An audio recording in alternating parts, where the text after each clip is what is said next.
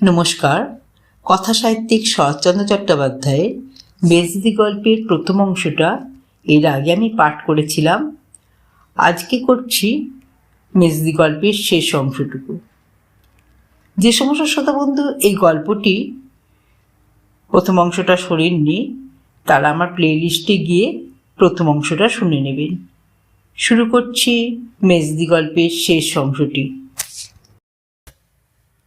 5-6 দিন পরে একদিন বৈকালে বিপিন অত্যন্ত বিরক্ত মুখে ঢুকিয়া বলিলেন, এসব কি তুমি শুরু করলে মেজবউ? কেষ্ট তোমার কে যে একটা পরের ছেলে নিয়ে দিনরাত আপনামনির মধ্যে লড়াই করে বেড়াচ্ছ? আর দেখলাম দাদা পর্যন্ত ভারী রাগ করেছেন। অনতিপূর্বে নিজের ঘরে বসিয়া বড় বউ স্বামীকে উপলক্ষ ও মেজবউকে লক্ষ্য করিয়া চিৎকার শব্দে যে সকল অপভাষার তীর ছুঁড়িয়াছিলেন তার একটিও নিষ্ফল হয় নাই। সবকটি আসিয়াই হেমাঙ্গিনীকে বিধিয়াছিল এবং প্রত্যেকটি মুখে করিয়া যে পরিমাণ বিষ বইয়া আনিয়াছিল তাহার জ্বালাটাও কম জ্বলিতেছিল না। কিন্তু মাঝখানে ভাসুর বিদ্যমান থাকায় হেমাঙ্গিনী সহ্য করা ব্যতীত প্রতিকারের পথ পাইতেছিলেন না। আগেকার দিনে যেমন যবনেরা গরু সুমুখে রাখিয়া রাজপুত সেনার পর বাণ বর্ষণ করিত, যুদ্ধ জয় করিত, বড় বউ মেজবউকে আজকাল প্রায় তেমনই জব্দ করিতেছিলেন। স্বামীর কথায় হেমাঙ্গিনী দপ করিয়া জ্বলিয়া উঠিলেন। কহিলেন, বলো কি, তিনি পর্যন্ত রাগ করেছেন? এ তো বড় আশ্চর্য কথা। শুনলে হঠাৎ বিশ্বাস হয় না যে। এখন কি করলে রাগ থামবে বলো? বিপিন মনে মনে রাগ করিলেন, কিন্তু বাইরে প্রকাশ করা তাহার স্বভাব নয়। তাই মনের ভাব গোপন করিয়া সহজভাবে বলিলেন, হাজার হলেও গুরুজনের সম্বন্ধে কি।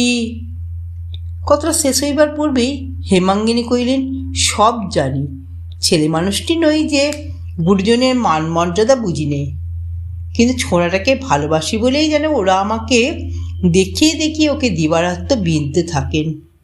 তাহার কণ্ঠস্বর কিছু নরম শুনাইল, কারণ হঠাৎ ভাসুরের সম্বন্ধে শ্লেষ করিয়া ফেলিয়া তিনি নিজেই মনে মনে অপ্রতিভ হইয়াছিলেন। কিন্তু তাহারও গায়ের জ্বালাটা নাকি বড় জ্বলিতেছিল, তাই রাগ সামলাইতে পারেন নাই। বিপিন গোপনে ও পক্ষে ছিলেন, কারণ এই একটা পরের ছেলে লইয়া নিরর্থক দাদাদের সঙ্গে ঝগড়াঝাঁটি তিনি মনে মনে পছন্দ করিতেন না। স্ত্রীর এই লজ্জাটুকু লক্ষ্য করিয়া জো পাইয়া জোর দিয়া বলিলেন, মেধাবিধি কিছুই নয়, তারা নিজেদের ছেলে শাসন করছেন, কাজ শেখাচ্ছেন, তাতে তোমাকে বেঁধলে চলবে কেন? তাছাড়া যাই করুন তারা গুরুজন যে। হেমাঙ্গিনী স্বামীর মুখের পানে চাইয়া প্রথমটা কিছু বিস্মিত হইলেন, কারণ এই 15-16 বছরের ঘরকন্যায় স্বামীর এত বড় ভাতৃভক্তি তিনি ইতিপূর্বে দেখেন নাই। কিন্তু পর মুহূর্তে তাহার সর্বাঙ্গ ক্রোধে জ্বলিয়া উঠিল। কহিলেন, তাঁরা গুরুজন, আমিও মা। গুরুজন নিজের মান নিজে নিঃশেষ করে আনলে আমি কি দিয়ে ভর্তি করব? বিপিন কি একটা জবাব বোধ করে দিতে যাইতেছিলেন, থামিয়া গেলেন। দ্বারের বাহিরে কুণ্ঠিত কণ্ঠে বিনম্র ডাক শোনা গেল, মেজদি। স্বামী স্ত্রীতে চোখাচোখি হইল। স্বামী একটু হাসিলেন, তাহাতে প্রীতি বিকীর্ণ হইল না। স্ত্রী অধরে ওষ্ঠ চাপিয়া কপাটের কাছে সরিয়া আসিয়া নিঃশব্দে কেষ্টর মুখের পানে চাহিতেই সে আহ্লাদে গলিয়া গিয়া প্রথমেই যা মুখে আসিল কহিল, কেমন আছো মেজদি? হেমাঙ্গিনী এক মুহূর্তে কথা কইতে পারিলেন না। যাহার জন্য স্বামী স্ত্রীতে এইমাত্র বিবাদ হইয়া গেল, অকস্মাৎ তাহাকে সম্মুখে পাইয়া বিবাদের সমস্ত বিরক্তিটা তাহারই মাথায় গিয়া পড়িল। হেমাঙ্গিনী অনুচ্চ কঠোর স্বরে কহিলেন, এখানে কি? কেন তুই রোজ রোজ আসিস বলতো? কেষ্টর বুকের ভিতরটা ধক করিয়া উঠিল। এই কঠোর কণ্ঠস্বরটা সত্যই এত কঠোর শোনাইল যে হেতুই আর যাই হোক, বস্তুটা যে সস্নেহ পরিহাস নয় বুঝিয়া লইতে এই দুর্ভাগা বালকটারও বিলম্ব হইল না। ভয়, বিস্ময়, লজ্জায় মুখখানা তাহার কালি মাখা হইয়া গেল। কহিল, দেখতে এসেছি। বিপিন হাসিয়া বলিলেন, দেখতে এসেছে তোমাকে? এ হাসি যেন দাঁত ভ্যাংচাইয়া হেমাঙ্গিনীকে অপমান করিল। তিনি দলিতা ভুজাঙ্গিনীর মতো স্বামীর মুখের পানে একটিবার চাইয়াই চোখ ফিরাইয়া লইয়া কহিলেন, আর এখানে তুই আসিস নে, যা। আচ্ছা বলিয়া কেষ্ট তাহার মুখের কালি হাসি দিয়া ঢাকিতে গিয়া সমস্ত মুখ আরও কালো, আরও বিশ্রী বিকৃত করিয়া অধমুখে চলিয়া গেল। সেই বিকৃতি কালো ছায়া হেমাঙ্গিনীর নিজের বুকের পর লইয়া স্বামীর পানে আর একবার চাইয়া দ্রুত পদে ঘর ছাড়িয়া বাইর হইয়া গেলেন। দিন 5-6 হইয়া গেল, হেমাঙ্গিনীর জ্বর ছাড়ে না। কাল ডাক্তার বলিয়া গিয়াছিলেন সর্দি বুকে বসিয়াছে। সন্ধ্যার দ্বীপ সবেমাত্র জ্বালা হইতেছিল। ললিত ভালো জামা কাপড় পরিয়া ঘরে ঢুকিয়া কইল, মা, দত্তদের বাড়ি পুতুল নাচ হবে, দেখতে যাব? মা একটু হাসিয়া বলিলেন, হ্যাঁ রে ললিত, তোর মা যেই 5-6 দিন পড়ে আছে, একবারটি কাছে এসেও তো বসিস নে। ললিত লজ্জা পাইয়া শিয়রের কাছে আসিয়া বসিল। মা সস্নেহে ছেলের পিঠে হাত দিয়া বলিলেন, এই অসুখ যদি না সারে, যদি মরে যাই, কি করিস তুই? খুব কাঁদিস? যা, সেরে যাবে বলিয়া ললিত মায়ের বুকের পর একটা হাত রাখিল। মা ছেলের হাতখানি হাতে লইয়া চুপ করিয়া রইলেন। জ্বরের উপরে এই স্পর্শ তাহার সর্বাঙ্গ জুড়াইয়া দিতে লাগিল। ইচ্ছা করিতে লাগিল এমন করিয়া বহুক্ষণ কাটান, কিন্তু একটু পরেই ললিত উসখুস করিতে লাগিল। পুতুল নাচ হয়তো এতক্ষণে শুরু হইয়া গিয়াছে মনে করিয়া ভিতর ভিতর তার চিত্ত অস্থির হইয়া উঠিল। ছেলের মনের কথা বুঝিতে পারিয়া মা মনে মনে হাসিয়া বলিলেন, আচ্ছা যা, দেখে আয়, বেশি রাত করিস নে যেন। না মা, এক্ষুনি ফিরে আসবো বলিয়া ললিত ঘরের বাইর হইয়া গেল। কিন্তু মিনিট 2 পরে ফিরিয়া আসিয়া বলিল, মা, একটা কথা বলবো? মা হাসি মুখে বলিলেন, একটা টাকা চাই, তাই তো? ওই কুলুঙ্গিতে আছে, নিগে, দেখিস বেশি নিস নে যেন।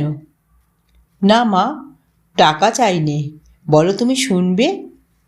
মা বিস্ময় প্রকাশ করিয়া বলিলেন, টাকা চাই নে? তবে কি কথা রে? ললিত আরেকটু কাছে আসিয়া চুপি চুপি বলিল, কেষ্ট মামাকে একবার আসতে দেবে? ঘরে ঢুকবে না, ওই দোরগোড়া থেকে একটিবার তোমাকে দেখেই চলে যাবে। কালকেও বাইরে এসে বসেছিল, আজকেও এসে বসে আছে।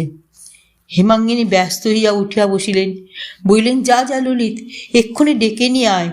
আহা, বসে আছে, তোরা কেউ আমাকে জানাসনি রে? ভয় আসতে চায় না যে, বলিয়া ললিত চলিয়ে গেল। মিনিট খানেক পরে কেষ্ট ঘরে ঢুকিয়া মাটির দিকে ঘাড় বাঁকাইয়া দেয়ালে ঠেস দিয়া দাঁড়াইল। হেমাঙ্গিনী ডাকিলেন, এসো দাদা, এসো। কেষ্ট তেমনইভাবে স্থির হইয়া রইল।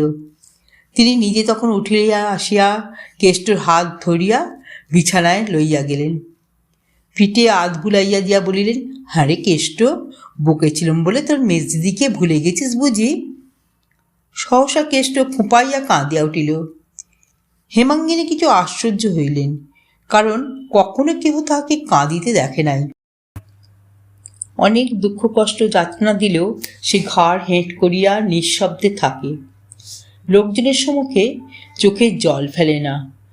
তাহার এই স্বভাবটি হেমাঙ্গিনী জানিতেন বলিয়াই বড় আশ্চর্য হইয়া বলিলেন, ছি, কান্না কিসের?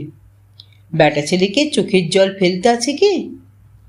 প্রত্যুত্তরে কেষ্ট খোঁচার খোঁট মুখে গুঁজিয়া প্রাণপণ চেষ্টায় কান্না রোধ করিতে করিতে বলিল, ডাক্তার বললে যে বুকে সর্দি বসেছে। হেমাঙ্গিনী হাসিলেন, এই জন্য? ছি ছি, কি ছেলে মানুষ তুই রে! বলিতে বলিতে তার নিজের চোখ দিয়াও টপ টপ করিয়া 2 ফোঁটা জল গড়াইয়া পড়িল। বাঁ হাত দিয়া মুছিয়া ফেলিয়া তাহার মাথায় একটা হাত দিয়া কৌতুক করিয়া বলিলেন, সর্দি বসেছে, বসলেই বারে, যদি মরি তুই আর ললিত কাঁধে করে গঙ্গায় দিয়ে আসবি, কেমন, পারবি নে? বলি, মেজবউ কেমন আছো আজ? বলিয়া বড় বউ দোরগোড়ায় আসিয়া দাঁড়াইলেন। ক্ষণকাল কেষ্টর পানে তীক্ষ্ণ দৃষ্টিতে চাহিয়া থাকিয়া বলিলেন, এই যে ইনি এসে হাজির হয়েছেন। আবার ও কি মেজগিন্নির কাছে কেঁদে সোহাগ করা হচ্ছে যে? ন্যাকা আমার, কতক্ষণ দিয়ে জানে। ক্লান্তিবশত হেমাঙ্গিনী এইমাত্র বালিশে হেলান দিয়া কাত হইয়া পড়িয়াছিলেন। তীরের মতো সোজা হইয়া উঠিয়া বসিয়া কহিলেন, দিদি, আমার 6-7 দিন জ্বর, তোমার পায়ে পড়ি, তুমি যাও। কাদম্বিনী প্রথমে থতমত খাইয়া গেলেন, কিন্তু পরক্ষণে সামলাইয়া লইয়া বলিলেন, তোমাকে বলিনি মেজবউ, নিজের ভাইকে শাসন করছি, তুমি এমন মারমুখী হয়ে উঠেছ কেন? হেমাঙ্গিনী বলিলেন, শাসন তো রাত্রিদিনই চলছে, বাড়ি গিয়ে করো, এখানে আমার সামনে করবার দরকার নেই, করতেও দেব না। কেন, তুমি কি বাড়ি থেকে তাড়িয়ে দেবে নাকি? হেমাঙ্গিনী হাত জোর করিয়া বলিলেন, আমার বড় অসুখ দিদি, তোমার দুটি পায়ে পড়ি, হয় চুপ করো নয় যাও। কাদম্বিনী বলিলেন, নিজের ভাইকে শাসন করতে পাবো না? হেমাঙ্গিনী জবাব দিলেন, বাড়ি গিয়ে করোগে,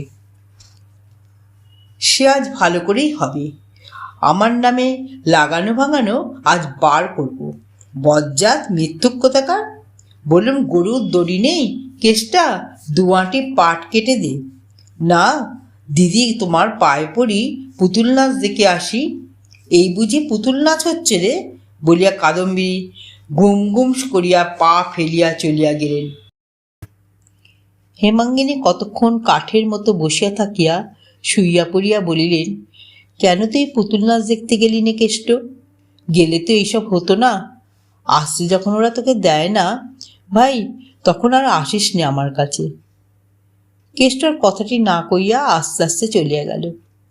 তৎক্ষণাৎ ফিরিয়া আসা বইল, আমাদের গাঁয়ের বিশালাক্ষী ঠাকুর বড় জাগ্রত মেজদি, পুজো দিলে অসুখ সেরে যায়, দাও না মেজদি। এইমাত্র নিরর্থক ঝগড়া হইয়া যাওয়ায় হেমাঙ্গিনীর মনটা ভারী বিগড়াইয়া গিয়াছিল। ঝগড়াটি তো হয়, সেই জন্য নয়, এমন একটা রসালো ছুতা পাইয়া এই হতভাগার দুর্দশা যে কিরূপ হইবে, আসলে সেই কথা মনে মনে তোলপাড় করিয়া তাহার বুকের ভিতরটা ক্ষোভে ও নিরুপায় আক্রোশে জ্বলিয়া উঠিয়াছিল। কেষ্ট ফিরিয়া আসিতেই হেমাঙ্গিনী উঠিয়া বসিলেন এবং কাছে বসাইয়া গায়ে হাত বুলাইয়া দিয়া কাঁদিয়া ফেলিলেন। চোখ মুছিয়া বলিলেন, আমি ভালো হয়ে তোকে লুকিয়ে পুজো দিতে পাঠিয়ে দেব, পারবি একলা যেতে? কেষ্ট উৎসাহে 2 চক্ষু বিস্ফারিত করিয়া বলিল, একলা যেতে খুব পারবো। তুমি আজকে আমাকে একটা টাকা দিয়ে পাঠিয়ে দাও না মেজদি, আমি কাল সকালে পুজো দিয়ে তোমাকে প্রসাদ এনে দেব, সে খেলে তক্ষুনি অসুখ সেরে যাবে। দাও না মেজদি, আজকেই পাঠিয়ে। হেমাঙ্গিনী দেখিলেন তাহার আর সবুর সয় না, বললেন, কিন্তু কাল ফিরে এলে তোকে যে এরা ভারী মারবে। মারধরের কথা শুনিয়া প্রথমটা কেষ্ট দমিয়া গেল, কিন্তু পরক্ষণে প্রফুল্ল হইয়া কহিল, মারক কে, তোমার অসুখ সেরে যাবে তো? আবার তার চোখ দিয়া জল গড়াইয়া পড়িল। বলিলেন, হ্যাঁ রে কেষ্ট, আমি তোর কেউ নই, তবে আমার জন্য এত মাথা ব্যথা কেন? এ প্রশ্নের উত্তর কেষ্ট কোথায় পাইবে? সে কি করিয়া বুঝাইবে তাহার পীড়িত আর্ত হৃদয় দিবারাত্র কাঁদিয়া কাঁদিয়া তাহার মাকে খুঁজিয়া ফিরিতেছে? একটুখানি মুখপানে চাইয়া থাকিয়া বলিল, তোমার অসুখ যে সারছে না মেজদি, বুকে সর্দি বসেছে যে। হেমাঙ্গিনী এবার একটুখানি হাসিয়া বলিলেন, আমার বুকে সর্দি বসেছে তা তোর কি? তোর এত ভাবনা হয় কেন? কেষ্ট আশ্চর্য হইয়া বলিল, ভাবনা হবে না মেজদি, বুকে সর্দি বসা যে বড় খারাপ। অসুখ যদি বেড়ে যায় তাহলে তোকে ডেকে পাঠাবো, কিন্তু না ডেকে পাঠালে আর আসিস নে ভাই। কেন মেজদি? হেমাঙ্গিনী দৃঢ়ভাবে মাথা নাড়িয়া বলিলেন, না, তোকে আর আমি এখানে আসতে দেব না। না ডেকে পাঠালেও যদি আসিস তাহলে ভারী রাগ করব। কেষ্ট মুখপানে চাইয়া সভায় জিজ্ঞাসা করিল, তাহলে বলো কাল সকালে কখন ডেকে পাঠাবে? কাল সকালেই তোর আসা চাই। কেষ্ট অপ্রতিভ হইয়া বলিল, আচ্ছা সকালে না হয় দুপুরবেলা আসবো না মেসি? তখন তাহার চোখে মুখে এমনই একটা ব্যাকুল অনুনয় ফুটিয়া উঠিল যে হেমাঙ্গিনী মনে মনে ব্যথা পাইলেন। কিন্তু আর তো তাহার কঠিন না হইলে নয়। সবাই মিলিয়া এই নিরীহ একান্ত অসহায় বালকের উপর যে নির্যাতন শুরু করিয়াছে, কোনো কারণেই আর তো তাহা বাড়াইয়া দেওয়া চলে না। সে হয়তো সহিতে পারে, মেজদির কাছে আসা যাওয়া করিবার দণ্ড যত গুরুতর হোক সে হয়তো সহ্য করিতে পিছাইবে না, কিন্তু তাই বলিয়া তিনি নিজে কি করিয়া সহিবেন? হেমাঙ্গিনীর চোখ ফাটিয়া জল আসিতে লাগিল। তথাপি তিনি মুখ ফিরাইয়া রুক্ষ স্বরে বলিলেন, বিরক্ত করিস নে কেষ্ট, যা এখন এখান থেকে। ডেকে পাঠালে আসিস, নইলে যখন তখন এসে আমাকে বিরক্ত করিস নে। না, বিরক্ত করিনি তো, বলিয়া ভীত লজ্জিত মুখখানি হেঁট করিয়া তাড়াতাড়ি কেষ্ট উঠিয়া গেল। এইবার হেমাঙ্গিনীর দুঃখ চোখ বইয়া পুষ্পবনের মতো জল ঝরিয়া পড়িতে লাগিল। তিনি সুস্পষ্ট দেখিতে লাগিলেন এই নিরুপায় অনাথ ছেলেটা মা হারাইয়া তাকে মা বলিয়া আশ্রয় করিতেছে। তাহারই আঁচলের অল্প একটুখানি মাথায় টানিয়া লইবার জন্য কাঙালের মতো কি করিয়াই না বেড়াইতেছে। হেমাঙ্গিনী চোখ মুছিয়া মনে মনে বলিলেন, কেষ্ট, মুখখানি অমন করে গেলি ভাই, কি তোর মেজ যে তোর চেয়েও নিরুপায়। তোকে জোর করে বুকে টেনে আনবে সে ক্ষমতা তার নেই ভাই। উমা আসিয়া কহিল, মা, কাল কেষ্টমামা তাগাদায় না গিয়ে তোমার কাছে এসে বসেছিল বলে জ্যাঠামশাই এমন মার মারলেন যে নাক দিয়ে। হেমাঙ্গিনী ধমকাইয়া উঠিলেন, আচ্ছা হয়েছে হয়েছে, যা তুই এখান থেকে। অকস্মাৎ ধমকানি খাইয়া উমা চমকাইয়া উঠিল, আর কোনো কথা না কইয়া ধীরে ধীরে চলিয়া যাইতেছিল। মা ডাকিয়া বলিলেন, শোন রে, নাক দিয়ে খুব রক্ত পড়ছিল? উমা ফিরিয়া দাঁড়াইয়া কহিল, না খুব নয়, একটু। আচ্ছা তুই যা। উমা কপাটের কাছে আসিয়াই বলিয়া উঠিল, মা, এই যে কেষ্টমামা দাঁড়িয়ে রয়েছে। কেষ্ট শুনিতে পাইল। বোধ করি ইহাকে অভ্যর্থনা মনে করিয়া মুখ বাড়াইয়া সলজ্জ হাসি হাসিয়া কহিল, কেমন আছো মেজদি?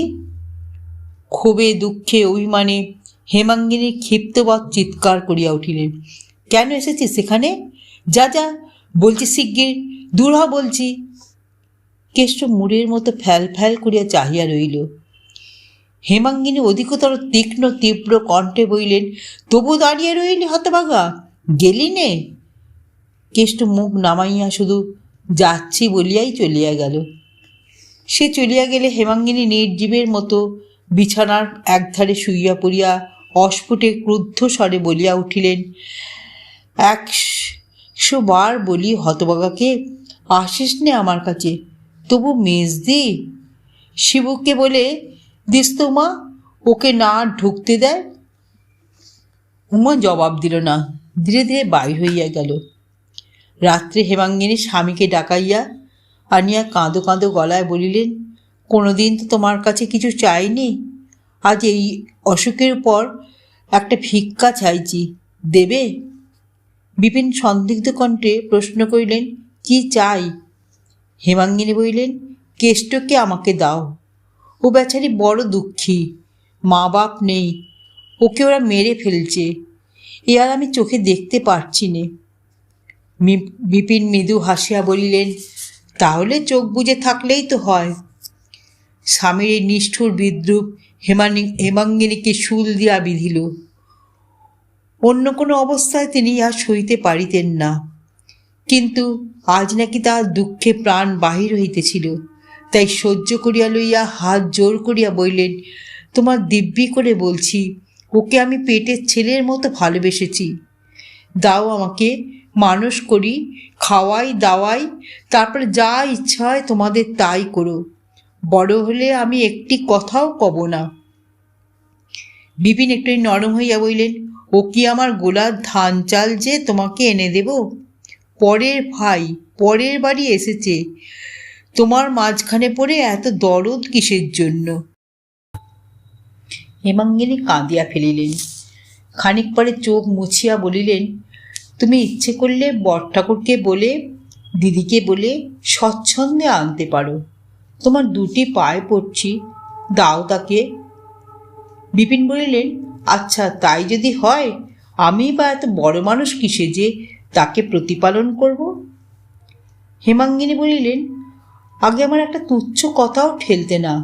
এখন কি অপরাধ করেছি যে যখন এমন করে জানাচ্ছি, বলছি সত্যি আমার প্রাণ বার হয়ে যাচ্ছে, তবু ওই সামান্য কথাটা রাখতে চাইছো না? সে দুর্ভাগা বলে কি তোমরা সকলে মিলে তাকে মেরে ফেলবে? আমি তাকে আমার কাছে আসতে বলবো, দেখি ওরা কি করেন। বিপিন এবার রুষ্ট হইলেন, বললেন, আমি খাওয়াতে পারবো না। হেমাঙ্গিনী বললেন, আমি পারবো। আমি কি বাড়ির কেউ নই যে নিজের ছেলেকে খাওয়াতে পারবো না? আমি কালই তাকে আমার কাছে এনে রাখবো। দিদিরা জোর করেন তো আমি তাকে থানায় দারোগার কাছে পাঠিয়ে দেব। স্ত্রীর কথা শুনিয়া বিপিন ক্রোধে অভিমানে ক্ষণকাল অবাক হইয়া থাকিয়া বলিলেন, আচ্ছা সে দেখা যাবে, বলিয়া বাহির হইয়া গেলেন। পরদিন প্রভাত হইতে বৃষ্টি পড়িতেছিল। হেমাঙ্গিনী জানলাটা খুলিয়া দিয়া আকাশের পানে চাহিয়াছিলেন। সহসা পাঁচগোপালের উচ্চ কণ্ঠস্বর কানে গেল। সে চেঁচাইয়া বলিতেছিল, মা, তোমার গুণধর ভাই জলে ভিজতে ভিজতে এসে হাজির হয়েছে। ঠ্যাংরা কোথায় রে? যাচ্ছি আমি, বলিয়া কাদম্বিনী হুঙ্কার দিয়া ঘর হইতে বাহির হইয়া মাথায় গামছা দিয়া দ্রুত পদে সদর বাড়িতে ছুটিয়া গেলেন। হেমাঙ্গিনীর বুকটা কাঁপিয়া উঠিল। ললিতকে ডাকিয়া বলিলেন, যা তো বাবা, ও বাড়ির সদরে দেখ তো কেষ্টমামা কোথা থেকে এলো। ললিত ছুটিয়া চলিয়া গেল এবং খানিক পরে ফিরিয়া আসিয়া কইল, পাঁচুদা তাকে নাড়ুগোপাল করে মাথার দুটো থান ইট দিয়ে বসিয়ে রেখেছে। হেমাঙ্গিনী শুষ্ক মুখে জিজ্ঞাসা করিলেন, কি করেছিল সে? ললিত বলিল, কাল দুপুরবেলা তাকে তাগাদা করতে পাঠিয়েছিল গয়লাদের কাছে। 3 টাকা আদায় করে নিয়ে পালিয়েছিল, সব খরচ করে এই আসছে। হেমাঙ্গিনী বিশ্বাস করিলেন না, বললেন, কে বললে সে টাকা আদায় করেছিল? লক্ষণ গয়লা নিজে এসে বলে গেছে, বলিয়া ললিত পড়িতে চলিয়া গেল। ঘণ্টা 2-3 আর কোনো গোলযোগ শোনা গেল না। বেলা 10টার সময় রাঁধুনি খান কতক রুটি দিয়া গিয়াছিল। হেমাঙ্গিনী বসিবার উদ্যোগ করিতেছিল, এমনি সময় তাহারই ঘরের বাইরে কুরুক্ষেত্র বাঁধিয়া গেল। বড়গিন্নির পশ্চাতে পাঁচগোপাল কেষ্টর কান ধরিয়া হিড়ির করিয়া টানিয়া আনিতেছে। সঙ্গে বড়কর্তাও আছেন। মেজকর্তাকেও আনিবার জন্য দোকানের লোক পাঠানো হইয়াছে। হেমাঙ্গিনী শশব্যস্তে মাথায় কাপড় দিয়া ঘরের একপাশে সরিয়া দাঁড়াতেই বড়কর্তা তীব্র কটুকণ্ঠে শুরু করিয়া দিলেন, তোমার জন্য তো আমরা বাড়িতে টিকতে পারি নে মেজে বৌমা। বিপিনকে বলো আমাদের বাড়ির দামটা ফেলে দিক, আমরা আর কোথাও উঠে যাই। হেমাঙ্গিনী বিস্ময় হতবুদ্ধি হইয়া নিঃশব্দে দাঁড়াইয়া রইলেন। তখন বড়গিন্নি যুদ্ধ পরিচালনার ভার স্বহস্তে গ্রহণ করিয়া ঘরের ঠিক সম্মুখে সরিয়া আসিয়া হাত মুখ নাড়িয়া বলিলেন, মেজে বউ, আমি বড় যা, তা আমাকে কুকুর শিয়াল মনে করো তা ভালোই করো, কিন্তু 1000 দিন বলেছি, মিছে লোক দেখানো আহ্লাদ দিয়ে আমার ভাইয়ের মাথাটি খেও না। এখন ঘটল তো। ওগো, 2 দিন সোহাগ করা সহজ, কিন্তু চিরকালের জন্য তার ভারটি তো তুমি নেবে না, সে তো আমাকেই বইতে হবে। ইহা যে কটূক্তি এবং আক্রমণ তাহাই শুধু হেমাঙ্গিনী বুঝিলেন, আর কিছু নয়। মৃদুকণ্ঠে জিজ্ঞাসা করিলেন, কি হয়েছে? কাদম্বিনী আরও বেশি হাত মুখ নাড়িয়া কহিলেন, বেশ হয়েছে, খুব চমৎকার হয়েছে। তোমার শেখানোর গুণে আদায় টাকা চুরি করতে শিখেছে। আর 2 দিন কাছে ডেকে আরও 2টো সলা পরামর্শ দাও, তাহলে সিন্দুক ভাঙতে শীত কাটতেও শিখবে। একে হেমাঙ্গিনী পীড়িত, তাহার উপরে কদর্য বিদ্রুপ ও অভিযোগে আজ তিনি জ্ঞান হারাইলেন। ইতিপূর্বে কোনো কারণে ভাসুরের সম্মুখে কথা কয়েন নাই, কিন্তু আজ থাকিতে পারিলেন না। মৃদুকণ্ঠে কহিলেন, আমি কি তাকে চুরি ডাকাতি করতে শিখিয়ে দিয়েছি দিদি? কাদম্বিনী স্বচ্ছন্দে বললেন, কেমন করে জানবো কি তুমি শিখিয়ে দিয়েছ না দিয়েছ? এ স্বভাব তার তো আগে ছিল না, এখনই বা হলো কেন? এত লুকোচুরি কথাবার্তাই বা তোমাদের কি, আর এত আহ্লাদ দেওয়াই বা কি জন্য? কতদিনের পুঞ্জীভূত আবদ্ধ বিদ্বেষ রাশি যে এই একটু পথ পাইয়া বহিয়া আসিল, তাহা যিনি সব দেখেন তিনি দেখিতে পাইলেন। মুহূর্তকালের জন্য হেমাঙ্গিনী হতজ্ঞানের মতো স্তম্ভিত হইয়া রইলেন। এমন নিষ্ঠুর আঘাত, এত বড় নির্লজ্জ অপমান মানুষ মানুষকে যে করিতে পারে, ইহা যেন তাহার মাথায় প্রবেশ করিল না। কিন্তু এই মুহূর্তকালের জন্য। পরক্ষণেই তিনি মর্মান্তিক আহত সিংহীর মতো দুচোখে আগুন জ্বলিয়া বাহির হইয়া আসিলেন। ভাসুরকে সম্মুখে দেখিয়া মাথার কাপড় আরেকটু টানিয়া নিলেন, কিন্তু রাগ সামলাইতে পারিলেন না। বড়জাকে সম্বোধন করিয়া মৃদু অথচ কঠোর স্বরে বলিলেন, তুমি এত বড় চামার যে তোমার সঙ্গে কথা কইতেও আমার ঘৃণাবোধ হয়। তুমি এত বড় বেহায়া মেয়ে মানুষ যে ওই ছোঁড়াটাকে ভাই বলেও পরিচয় দিচ্ছ। মানুষ জানোয়ার পুষলে তাকেও পেট ভরে খেতে দেয়, কিন্তু ওই হতভাগাটাকে দিয়ে যত রকমের ছোট কাজ করিয়ে নিয়েও তোমরা আজ পর্যন্ত একদিন পেট ভরে খেতে দাও না। আমি না থাকলে এতদিনেও না খেতে পেয়েই মরে যেত। ও পেটের জ্বালায় ছুটে আসে আমার কাছে, সোহাগ আহ্লাদ করতে আসে না। বড়জা বলিলেন, আমরা খেতে দিই নে, শুধু খাটিয়ে নি, আর তুমি ওকে খেতে দিয়ে বাঁচিয়ে রেখেছ? হেমাঙ্গিনী জবাব দিলেন, ঠিক তাই। আজ পর্যন্ত কখনো ওকে দুবেলা তোমরা খেতে দাওনি, কেবল মারধর করেছ, আর যত পেরেছ খাটিয়ে নিয়েছ। তোমার ভয়ে আমি 1000 দিন ওকে আসতে বারণ করেছি, কিন্তু খিদে বরদাস্ত করতে পারে না, আর আমার কাছে পেট ভরে দুটো খেতে পায় বলেই ছুটে ছুটে আসে। চুরি ডাকাতির পরামর্শ নিতে আসে না। কিন্তু তোমরা এত বড় হিংসুক যে তাও চোখে দেখতে পারো না। এবার ভাসুর জবাব দিলেন। কেষ্টকে সুমুখে টানিয়া আনিয়া তার কোঁচার খোঁট খুলিয়া একটা কলা পাতার ঠোঙা বাহির করিয়া সক্রোধে বলিয়া উঠিলেন, হিংসুক আমরা? কেন যে ওকে ভালো চোখে দেখতে পারিলে তা তুমি নিজের চোখে দেখো। মেজে বৌমা তোমার শেখানোর গুণেই ও আমার টাকা চুরি করে তোমার ভালোর জন্য কোনো একটা ঠাকুরের পুজো দিয়ে প্রসাদ এনেছে, এই নাও। বলিয়া তিনি গোটা 2 সন্দেশ ও ফুল বেলপাতা ঠোঙার ভিতরে হইতে বাই করিয়া দেখাইলেন।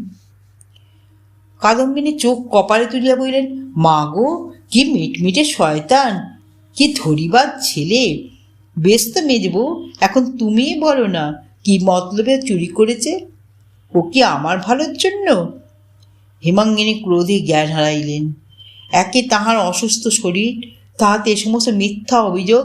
তিনি দ্রুত পদে কেষ্টর সম্মুখীন হইয়া তাহার 2 গালে সশব্দে চর কষাইয়া দিয়া বলিলেন, বদমাইশ চোর, আমি তোকে চুরি করতে শিখিয়ে দিয়েছি? কতদিন তোকে আমার বাড়ি ঢুকতে বারণ করেছি, কতবার তোকে তাড়িয়ে দিয়েছি। আমার নিশ্চয় বোধ হচ্ছে তুই চুরির মতলবে যখন তখন উঁকি মেরে দেখতিস। ইতিপূর্বে বাড়ির সকলে আসিয়া উপস্থিত হইয়াছিল। শিবু কহিল, আমি নিজের চোখে দেখেছি মা, পরশু রাত্রিরে ও তোমার ঘরের সম্মুখে আঁধারে দাঁড়িয়েছিল, আমাকে দেখেই ছুটে পালিয়ে গেল। আমি এসে না পড়লে নিশ্চয় তোমার ঘরে ঢুকে চুরি করত।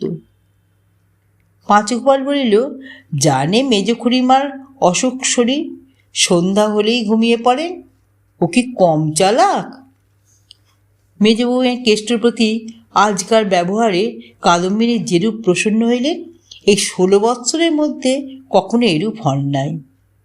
অত্যন্ত খুশি হইয়া কইলেন, ভিজে বেড়াল, কেমন করে জানবো মেজবউ? তুমি ওকে বাড়ি ঢুকতেও বারণ করেছ, ও ও বলে বেড়ায় মেজদি আমার মায়ের চেয়ে ভালোবাসে।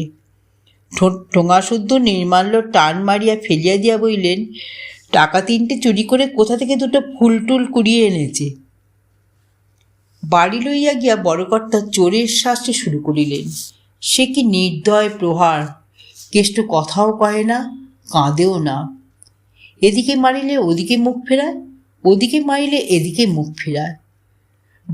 ভারী গাড়িশুদ্ধ গরু কাদায় পড়িয়া যেমন করিয়া মার খায়, তেমনি করিয়া কেষ্ট নিঃশব্দে মার খাইল। এমনকি কাদম্বিনী পর্যন্ত স্বীকার করিলেন, হ্যাঁ, মার খাইতে শিখিয়াছিল বটে। কিন্তু ভগবান জানেন, এখানে আসার পূর্বে নিরীহ স্বভাবের গুণে কখনো কেহ তার গায়ে হাত তুলে নাই। হেমাঙ্গিনী নিজের ঘরের ভিতর সমস্ত জানলা বন্ধ করিয়া দিয়া কাঠের মূর্তির মতো বসিয়াছিলেন। উমা মার দেখিতে গিয়াছিল, ফিরিয়া আসা বইল, জ্যাঠাইমা বললেন কেষ্টমামা বড় হলে ডাকাত হবে। ওদের গায়ে কি ঠাকুর আছে? উমা! মায়ের অশ্রুবিকৃত ভগ্ন কণ্ঠস্বরে উমা চমকাইয়া উঠিল। কাছে আসিয়া ভয় ভয় জিজ্ঞাসা করিল, কেন মা? হ্যাঁ রে, এখনো কি তাকে সবাই মিলে মারছে? বলিয়াই তিনি মেঝের উপর উপুর হইয়া পড়িয়া কাঁদিয়া উঠিলেন। মায়ের কান্না দেখিয়া উমাও কাঁদিয়া ফেলিল। তারপর কাছে বসিয়া নিজের আঁচল দিয়া জরনের চোখ মুছাইয়া দিয়া দিতে দিতে বলিল, পেশন্যর মা কেষ্টমামাকে বাইরে টেনে নিয়ে গেছে। হেমাঙ্গিনী আর কথা কইলেন না, সেইখানে তেমনি করিয়াই পড়িয়া রহিলেন। বেলা 2-3টার সময় সহসা কম্প দিয়া ভয়ানক জ্বর আসিল। আজ অনেক দিনের পর পথ্য করিতে বসিয়াছিলেন, সে খাবার তখনও একধারে পড়িয়া শুকাইতে লাগিল। সন্ধ্যার পর বিপিন ও বাড়িতে বৌঠানের মুখে সমস্ত ব্যাপার অবগত হইয়া ক্রোধ ভরে স্ত্রীর ঘরে ঢুকিতেছিলেন। উমা কাছে আসিয়া ফিসফিস করিয়া বলিল, মা জ্বরে অজ্ঞান হয়ে পড়ে আছেন। বিপিন চমকাইয়া উঠিলেন, সে কি রে, আজ 3-4 দিন জ্বর ছিল না তো? বিপিন মনে মনে স্ত্রীকে অতিশয় ভালোবাসিতেন। কত যে বাসিতেন তাহা বছর 4-5 পূর্বে দাদাদের সহিত পৃথক হইবার সময় জানা গিয়াছিল। ব্যাকুল কণ্ঠে হইয়া ঘরে ঢুকিয়াই দেখিলেন তখনও তিনি মাটির পর পড়িয়া আছেন। ব্যস্ত হইয়া শয্যায় তুলিবার জন্য গায়ে হাত দিতেই হেমাঙ্গিনী চোখ মেলিয়া এক মুহূর্ত স্বামীর মুখের পানে চাইয়া থাকিয়া অকস্মাৎ 2 পা জড়াইয়া ধরিয়া কাঁদিয়া উঠিলেন, কেষ্টকে আশ্রয় দাও, নইলে জ্বর আমার সারবে না। মা দুর্গা আমাকে কিছুতে মাপ করবে না। বিপিন পা ছাড়িয়া লইয়া কাছে বসিয়া স্ত্রীর মাথায় হাত বুলাইয়া সান্ত্বনা দিতে লাগিলেন। হেমাঙ্গিনী বলিলেন, দেবে? বিপিন সজল চক্ষু হাত দিয়া মুছিয়া বলিলেন, তুমি যা চাও তাই হবে, তুমি ভালো হয়ে ওঠো। হেমাঙ্গিনী আর কিছু বলিলেন না, বিছানায় উঠিয়া শুইয়া পড়িলেন।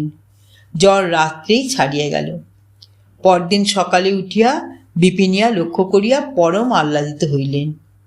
হাত মুখ ধুইয়া কিছু জলযোগ করিয়া দোকানে বাইর হইতেছিলেন। হেমাঙ্গিনী আসিয়া বলিলেন, মার খেয়ে কেষ্টর ভারী জ্বর হয়েছে, তাকে আমি আমার কাছে নিয়ে আসছি। বিপিন মনে মনে অত্যন্ত বিরক্ত হইয়া বললেন, তাকে বাড়িতে আনবার দরকার কি? যেখানে আছে সেখানেই থাক না। হেমাঙ্গিনী ক্ষণকাল স্তম্ভিত হইয়া থাকিয়া বললেন, কাল রাতে যে তুমি কথা দিলে তাকে আশ্রয় দেবে? বিপিন অবজ্ঞাভরে মাথা নাড়িয়া বলিলেন, হ্যাঁ, সে কে যে তাকে ঘরে এনে পুষতে হবে?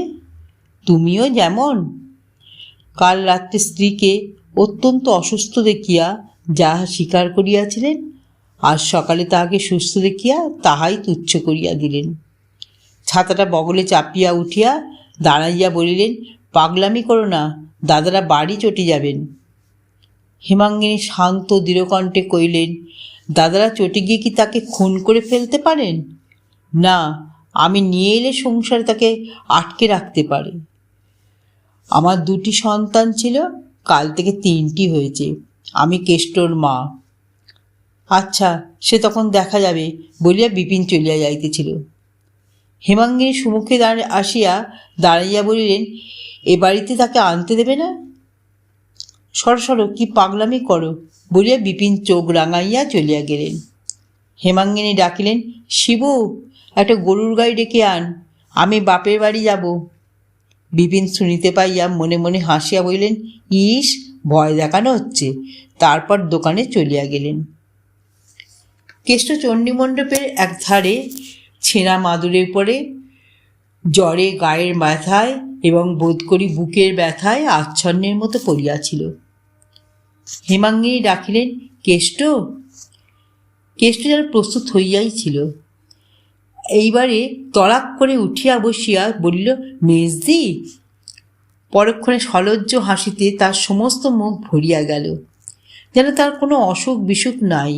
এইভাবে মহা উৎসাহে উঠিয়া দাঁড়াইয়া কোঁচা দিয়া ছেঁড়া মাদুর ঝাড়িতে ঝাড়িতে বলিল, বসো।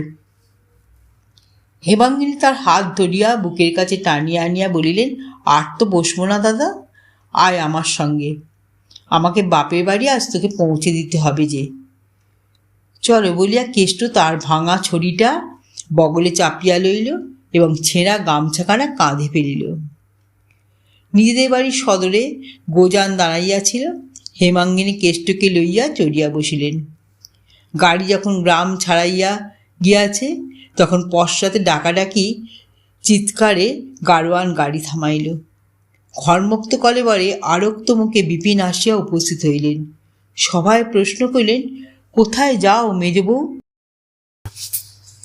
হেমাঙ্গিনী কেষ্টকে দেখাইয়া বলিলেন, এদের গ্রামে। কখন ফিরবে? হেমাঙ্গিনী গভীর ধীরকণ্ঠে উত্তর দিলেন, ভগবান যখন ফেরাবেন তখনই ফিরব। তার মানে?